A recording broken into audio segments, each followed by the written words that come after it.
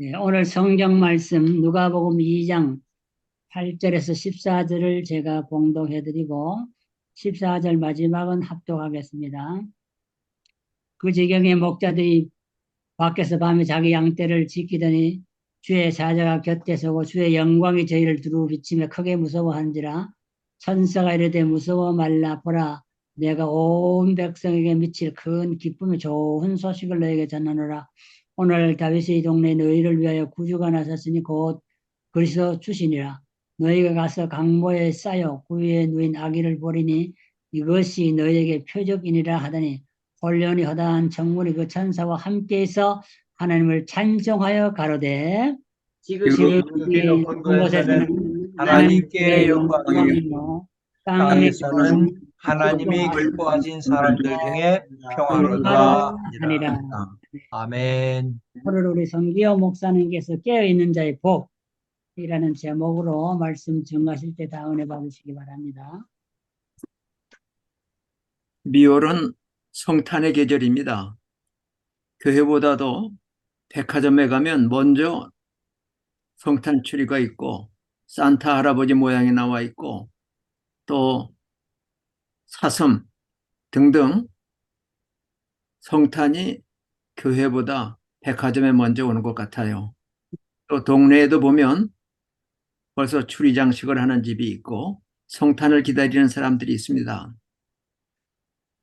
이 12월 우리가 이제 겨울을 맞는데 올겨울은 굉장히 혹독한 추위가 올 거라고 합니다. 눈도 많이 올 거라고 얘기를 해요. 남반부에서, 그러니까 남아메리카나 오스트레일리아 같은 데서는 지금 여름을 맞고 있지만은 우리 미국, 한국, 그리고 성경에 나오는 성지인 이스라엘도 북반구에 속해 있기 때문에 겨울엔 춥습니다. 지중해 그 옆에 있는 이스라엘은 겨울에도 춥긴 추워도 평균 온도가 12월 섭씨로 9도라고 그래요. 화씨로 48도니까 그렇게 많이 한국이나 미국처럼 춥지는 않은 것 같습니다. 그런데도 보통 양들은 다 동굴 속이나 집으로 들어가 있지만 들 밖에서 키우는 양이 2000년 전에 있었다고 그래요. 왜 그런가 하면 예루살렘의 성전에서는 동물로 하나님 앞에 제사를 드립니다. 이스라엘의 예배는 희생 예배이기 때문에 주로 양으로 예배를 드리기 때문에 예루살렘과 가까운 베들레헴 한 10km밖에 안 돼요. 한 6마일 조금 넘는 거리이기 때문에 베들레헴 입구 들 밖에서는 사시사철 추운 겨울에도 성전에 드릴 양을 키우는 목자들이 있습니다. 이 사람들이 양을 키우는데 밤에도 깨어 있어요. 이 깨어 있는 사람들 성경에 보면 자기 직무에 충실한 사람들을 깨어 있는 사람이라고 볼 수 있고 하나님께서는 깨어 있는 사람들 무슨 일이든 간에 자기 직무에 충실한 사람들을 불러서 하나님의 일꾼으로 사용하십니다. 모세가 바로 그런 사람입니다. 출애굽기 3장 1절 이하에 보면 장인인 이드로의 양을 들에서 키우고 있을 때 하나님의 천사가 나타났습니다. 아니, 여호와의 사자 곧 예수님이십니다. 그를 불러 이스라엘의 해방자로 삼으셨습니다. 사무엘상 16장 이하에 가보면 다윗이 들에서 양을 지킵니다. 아버지와 그의 형들이 사무엘 선지자가 주최한 잔치에 참석했기 때문에 맨 막내인 다윗은 형들의 양, 아버지의 양을 들에서 지키고 있었습니다. 그러나 하나님께서는 사울을 패하신 다음에 내 마음에 합당한 일꾼을 찾아서 사무엘 선지자에게 기름을 예비하여 그의 머리에 기름을 부으라, 왕을 삼으라 하셨는데 큰아들부터 7 아들이 다 지나가도 하나님께서는 아니라고 하십니다. 사람은 외모를 보지만 하나님을 중심을 보신다. 그래서 사무엘이 의아해하면서 물었습니다. 여기 있는 게 당신 아들 다입니까? 했더니 아니 아직 있긴 있는데, 그러니까 형들은 물론 아버지한테까지도 별로 인정을 못 받았던 아들 같아요. 있기는 있는데 막내인데 지금 들에서 양을 지킵니다. 그를 불러오시오. 그가 올 때까지 우리가 음식을 먹지 않겠습니다. 다윗이 불려왔습니다. 양을 치다가 불려왔는데 이제 사무엘이 그의 머리에 기름을 붓고 이스라엘 2대 왕으로 축복을 했습니다. 베들레헴 들밖의 목자들이 밤에 잠을 자지 않고 양떼를 지키다가 천사에 전해준 크고 큰 기쁨의 소식, 즉 복음, 예수님이 나셨다고 하는 복음을 듣게 됩니다. 마태복음 2장에 보면 동방에서 박사들이 별을 보고 찾아왔다고 그랬어요. 점성가들, 천문학자들이죠. 별을 보려면 밤에도 깨어 있어야 되겠죠. 깨어있던 동방 박사들이 왕의 별을 보고 그 별이 인도하는 대로 예루살렘, 왕이니까 분명히 왕궁에서 났을 거다. 그리고 헤롯 왕궁을 찾아갔다가 서기관과 율법학자들의 가르침을 따라서 베들레헴에 가서 예수님을 만났습니다. 그리고 예수님 앞에 경배했던 일이 나타납니다. 자기 직무에 충실하던 사람들, 엘리사도 엘리야가 사명을 마칠 때 하나님께서는 엘리사를 찾아 그에게 직무를 위임하라. 갔더니 소 12겨리를 몰면서 밭을 갈고 있었습니다. 그때 부름을 받았어요. 밭을 갈던 엘리사, 바다에 그물을 던지던 베드로, 그리고 세관에 앉아 세금을 받던 마태, 무슨 일이 있든지 간에 자기에게 맡겨진 직무에 충실할 때 하나님께서는 그를 불러서 일꾼으로 삼으십니다. 우리 목사님들은 무슨 일 하다가 부름을 받으셨는지 모르겠습니다만은 각각 하나님께서 세워주신 일터에서 자기의 사명을 다하다가 하나님의 부르심을 받고 기름 부음 받아 귀한 목양 사역에 평생 수고하셨죠. 이렇게 깨어있는 사람들이 받는 복이 나와 있어요. 첫째는 좋은 직분을 받습니다. 모세는 해방자로서, 다윗은 이스라엘 왕으로서 이스라엘 국기에 다윗의 별이 표시될 만큼 존경받는 왕이 되었고, 하나님께서도 다른 왕들과 비교하실 때마다 내 종 다윗과 같이 의롭다, 선한 일을 행한다, 다윗이 표준이 될 만큼 훌륭한 왕이었습니다. 그리고 목자들은 자기 직분에 충성하면서 깨어 있었기 때문에 예수님을 만나는 첫 번째 증인이 됐습니다. 그들이 천사들의 이야기를 듣고 우리가 가보자. 듣는 것 가지고는 모자르죠. 가 보아야 됩니다. 말씀을 듣는 것 가지고는 모자라요. 예수님께서도 마태복음 7장에서 산상수훈을 이제 마무리하시면서 나의 이 모든 말을 듣고 행하는 자는 지혜로운 사람 같다. 반석 위에 집을 지은 사람 같다. 그러나 나의 이 모든 말을 듣고도 행하지 아니하는 사람은 미련한 사람이다. 그 집을 모래 위에 지은 사람 같다 그랬어요. 아무리 기쁨의 좋은 소식을 들어도 그런가 보다. 그리고 양을 지키는 일을 우리가 어떻게 소홀히 할 수 있냐? 갈 수 없다. 그리고 안 갔으면은 뭐 이 놀라운 광경, 축복의 자리에 이르지 못했을 텐데 가보자. 그리고 마음이 움직이고 발이 움직이고 몸이 움직여서 갔더니 과연 천사가 말한 대로 구주가 나셨습니다. 왕의 왕으로 하나님의 아들이 머무리고 땅에 오셨는데 왕궁에서가 아니라 따뜻한 집 안방에서가 아니라 가서 강보에, 얇은 천이죠. 강보에 쌓여 구유에 누인 아이를 보리니 이것이 너희에게 표적이다. 곧 구세주, 그리스도, 주, 세 가지의 말이 같이 복합적으로 나왔어요. Savior, Christ, Lord. 예, 우리를 죄에서 구원하실 우리의 주, 또 그리스도 기름 부음 받으신 그분이 땅에 오셨을 때는 가난하게 추운 밤에 말구유에 얇은 포대기로 쌓여 누워 있을 터이니 이것이 내가 말한 구주가 난 증거다. 그 증거를 보고 그들이 기쁨으로 예배드리고 자기가 들었던 말을 부모들에게 이야기해서 마리아는 그 말을 마음에 새겨두었다고 얘기를 했습니다. 요한이 예수님을 소개할 때에 하나님의 어린 양이라고 소개했습니다. 볼지어다 세상 죄를 지고 가는 하나님의 어린 양이로다.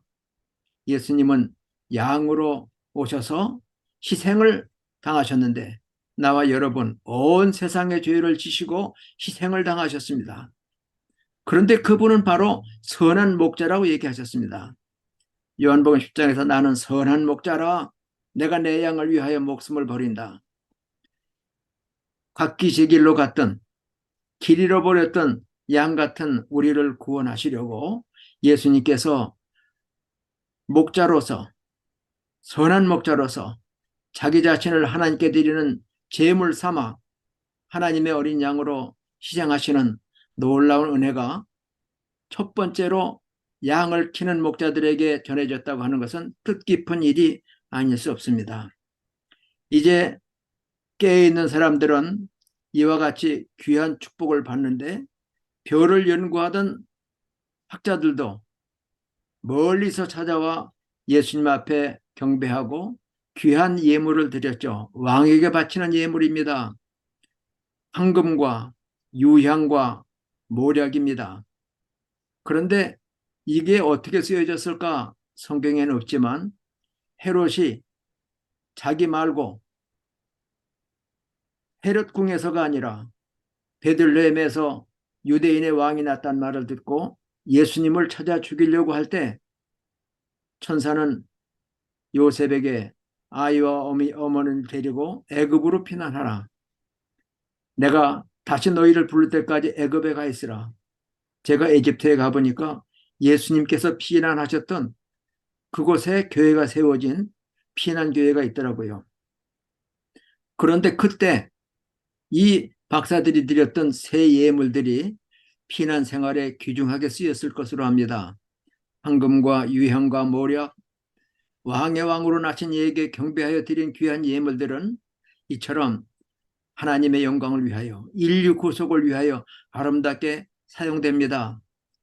아까 헌금 기도를 드리신 목사님의 말씀처럼 우리가 작지만 마음을 모아 드린 예물들이 선교하고 복음을 전하고 하나님의 영광을 나타내는 일에 사람을 구하는 일에 귀하게 사용되는 줄 믿고 또한 감사를 드립니다. 이제 이 예루살렘에도 아마 여러분들 이스라엘 성지 순례 하신 분들이 계실 텐데 예루살렘 남방 10km 지점에 있는 베들레헴 예수님이 태어나셨던 곳에 가보면 탄생교회가 있어요. 그런데 그 문이 아주 얕습니다. 120cm밖에 안 돼요. 그러니까 왕이라도 머리를 숙여야만 들어갈 수 있어요. 그런데 그 문 입구에 보면 높달았던 문이 계속 벽돌을 쌓아서 몇 번씩이나 조그맣게 줄여진 걸 볼 수 있어요. 왜 그런가 하면 외적의 침입, 말을 타고 들어오는 이 기병들을 막기 위해서 인방을 조금 낮춰가지고 겨우 구부리고 들어가야 될 만큼 그 탄생교회가 있는데 오스만 투르크 이 회교 세력들이 예루살렘을 점령하고 성지를 파괴할 때 많은 교회들이 불탔는데 이 처치 오브 네이티비티 탄생교회는 그냥 있어요. 안내자 얘기를 들으니까 이 오스만 투르크 제국이 그 교회를 없애려고 들어가 보니까 자기들하고 비슷한 옷 입은 사람들이 그려져 있어요. 예수님이 태어나셨을 때 동방 박사들이 예물을 가지고 찾아와서 경배하던 그림이 거기 그려져 있는데 보니까 자기들의 옷 같아요. 이건 우리들 조상들하고 관계가 있는 교회인가 보다. 그래서 그 교회는 그 파괴를 면했다고 하는 말이 있습니다. 이렇게 깨어있는 사람들을 하나님께서는 민족의 해방자로 또는 이스라엘 민족의 왕으로 또 첫 성탄의 경배자로 정언자로 세우시고 예수님 피난 생활에 필요한 물질을 조달하도록 하는 이러한 그 직분들을 맡기셨는데 이제 마지막 때를 살고 있는 우리들에게 역시 깨어있으라고 하는 말씀이 주어져 있습니다. 누가복음 21장 36절에 보면 이러므로 너희는 장차 올 이 모든 일을 능히 피하고 인자 앞에 서도록 항상 기도하며 깨어있으라 하시니라. 예수님의 말씀입니다. 누가복음 21장에 이 모든 일이 뭔가 그 앞부분을 읽어보니까 전쟁이라고 얘기했어요. 이제 예수님이 오실 때가 가까울수록 전쟁이 점점 심해집니다. 20세기만 하더라도 두 번의 전쟁, 1차 대전과 2차 대전이 있었습니다. 그리고 한국 동란 6.25 전쟁이 있었고 또 베트남 전쟁이 있었습니다. 21세기에 들어와서 우크라이나의 전쟁이 지금 3년째 이어지고 있습니다. 그리고 근래에 와서 석 달 동안 10월 7일에 가자 지구에 있는 하마스가 이스라엘을 공격함으로 이스라엘과의 전쟁이 지금 치열하게 벌어지고 있습니다. 뿐만 아니라 북쪽에 레바논 쪽에 있는 헤즈볼라도 기회를 노리면서 어떻게든지 이스라엘을 침공하려고 노력을 하고 있어요.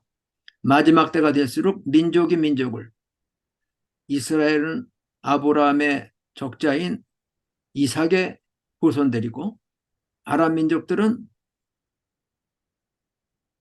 에서와 또 이스마엘과 또 아브라함의 후처인 그드라의 자손들이 바로 아랍 민족들인데 어떻게 보면 같은 조상을 가지고 있어요. 형제들이에요. 민족이 민족을 치리라 하시는 말씀, 형제가 형제를 미워하는 이 마지막 때의 모습이 나타나고 있습니다. 이 모든 일, 지진이라고 말씀했습니다. 곳곳에서 지진이 많이 납니다. 우리나라도 며칠 전에 경주에서 지진이 났는데 서울에서 자는 사람까지도 놀라서 깼다고 할 정도로 한국도 지진의 안전지대가 아닙니다. 시리아에 또 터키에 지진이 나서 많은 사람들이 죽고 재산이 파괴됐어요. 그리고 기근, 아프리카가 점점 사막화가 되고 있습니다. 아프리카 흑인이 멍하니 서서 모래바닥을 가르치며 옛날에 여기가 우리 집이 있던 자리입니다. 여기가 바로 내가 농사짓던 땅입니다. 점점 사막이 늘어가요. 그러므로 기근이 심해집니다. 전염병이 있으리라 하셨는데 사람에게 오는 전염병, 지금 아마 여러분들 주사 맞으셨는지 몰라도 또 어떤 사람들은 지금은 맞을 때가 아닙니다. 해독할 때입니다 하고 있지만은 그래도 의학적으로 주사 맞으라고 그러니까 우리 내외는 지난번에 6번째로 그 코로나 예방주사 백신 모더나 맞았어요. 며칠 동안 고생했습니다. 우리 신 목사님 팔순 한다고 할 전날 맞았는데 집사람은 아침에 일어나지도 못했어요. 나도 팔이 얼마나 아픈지 운전대를 잡을 수 있을까 했는데도 참 일생에 한 번 있는 귀한 날이라서 이를 악물고 갔죠. 근데 좋은 잔치 또 선물도 주시고 은목교회가 이렇게 온라인으로만 형체가 없는 교회인 줄 알았는데 달력까지 만들어 주시니까 아, 이거 오프라인으로도 있구나 하는 것을 느낄 만큼 좋은 시간을 가졌는데 전염병이 온 세계를 뒤흔듭니다. 사람만 아니라 소전염병, 한국에 럼스킨이라고 그러나요? 아, 이 소전염병이 있죠. 또 겨울 되니까 조류 독감이 있죠. 사람만 아니라 동물들까지도 함께 고통을 당하는 이 모든 것들은 로마서 8장에 있는 것처럼 우리가 안 하니 처음 익은 열매를 받은 우리뿐만 아니라 만물들도 함께 탄식하고 있다. 인간이 죄를 지었기 때문에 인간을 위하여 만들어주신 자연도 함께 병들고 함께 고통을 당하며 사람만 전염병을 앓는 게 아니라 동물들까지 전염병을 앓으면서 고통을 당하는 때가 바로 이때인데 이런 일이 있는 것을 보거든. 또 거기 누가복음 21장에 보면 박해가 있고 방탕함이 있고 술 취함이 있고 세상 염려로 또 마음을 뺏길 때가 있다. 바로 이런 때를 당하거든. 이런 일을 능히 피하도록 인자 앞에 서도록 항상 기도하며 깨어 있으라. 이 깨어 있으라고 하는 헬라 말, 이게 그레고로 레오라고는 그레 그로로, 이 말은 watch, 깨어 있으라고 하는 말인데 신약 성경에 주로 재림에 관련돼서 22번 사용되고 있습니다. 이 그레고레오라고 하는 말은 방심하지 말라, 온전히 깨어 있으라, 조심하라, 세심하게 주의를 기울이라, 이런 의미예요.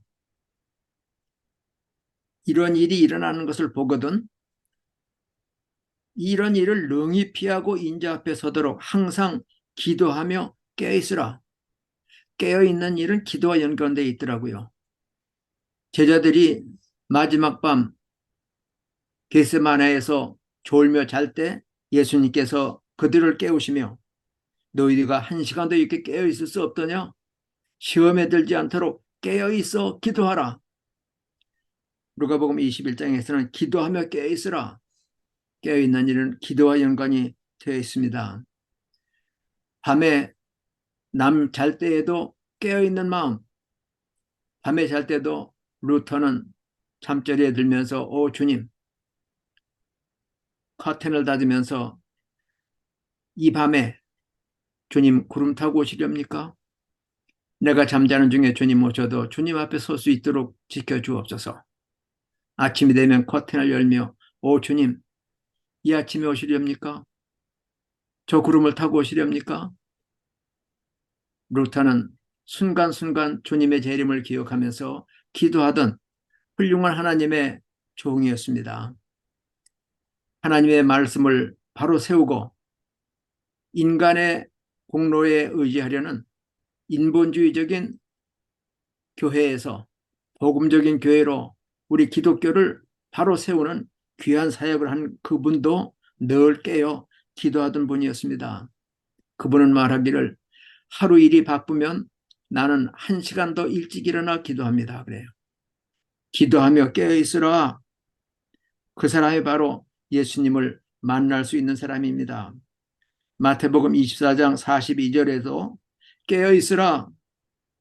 어느 날에 너희 주가 임할는지 너희가 알지 못함이라 말씀했습니다. 마태복음 26장 41절에서도 제자들에게 깨어있어 기도하라 시험에 들지 않도록.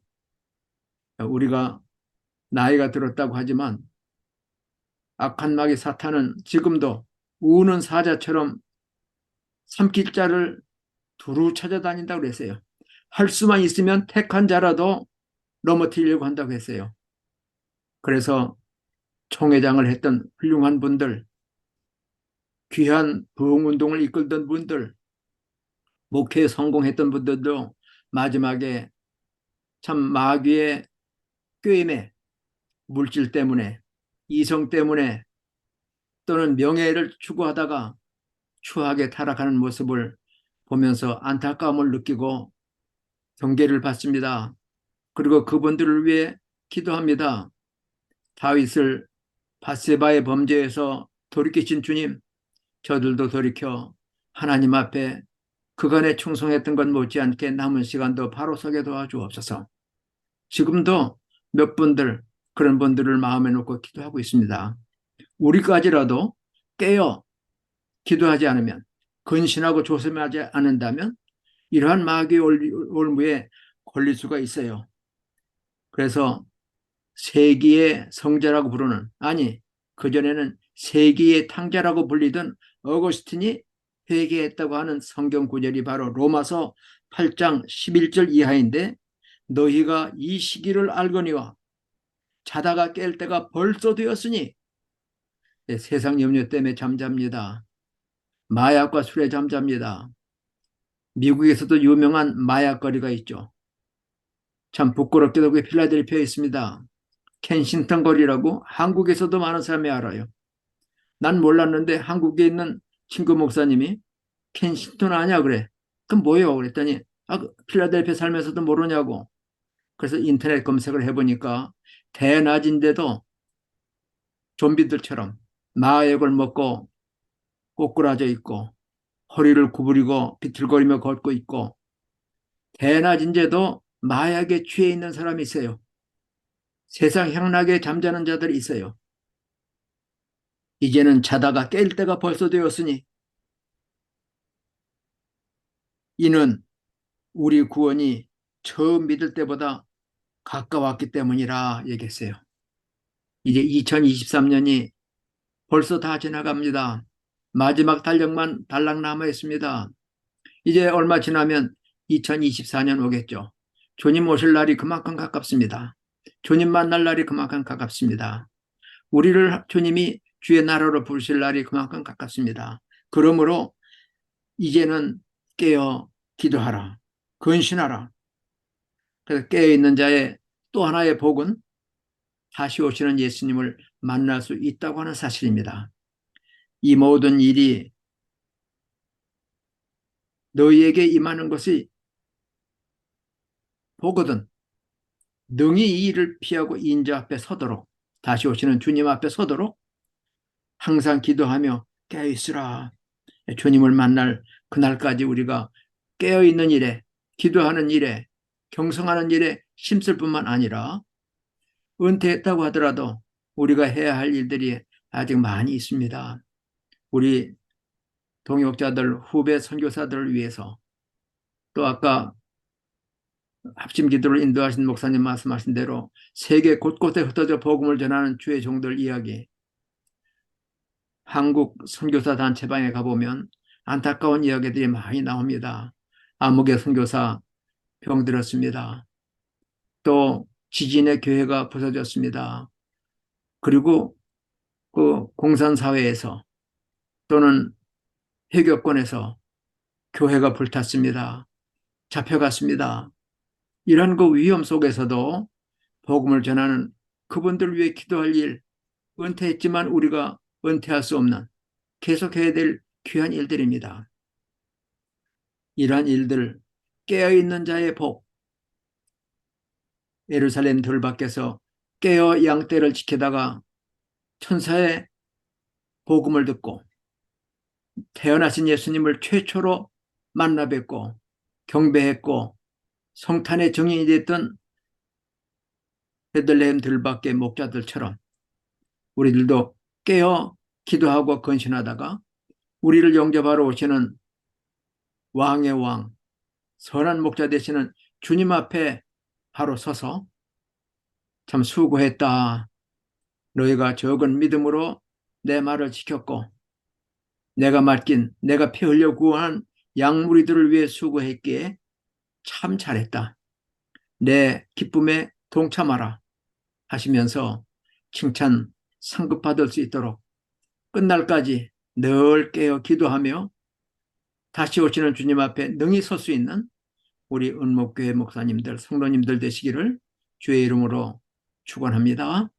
네. 하신 아버지 하나님 감사합니다. 옛날이나 이제나 깨어있는 사람들을 주님이 찾으시고 깨어있는 자들에게 귀한 직분 맡기시며 그들에게 복을 주시는데 부족한 저희들에게도 하나님 불러주셔서 귀한 사명 맡겨주셨고 부족한 것 많지만 하나님이 도우심으로 귀한 사역에서 은퇴할 수 있게 하셨으니 감사합니다. 주님 오시는 날까지, 주님 앞에 부름받는 그날까지 남은 경주도 잘 다름질하게 도와주시고 선한 싸움에 승리하게 하시고 믿음 지킬 수 있도록 은혜 주옵소서. 이러한 일들은 깨어 기도하는 자에게 주어질 줄 믿습니다. 아버지 하나님, 땅 위에 많은 목회자들, 많은 선교사들, 우리 성도들 모두가 성탄의 계절에 깨어 기도하다가 초림의 주를 만난 사람들처럼 재림의 주를 만나 들림받는 자리에 이르게 도와 주옵소서. 예수님의 이름으로 감사하며 간절히 기도하옵나이다. 아멘. 아멘.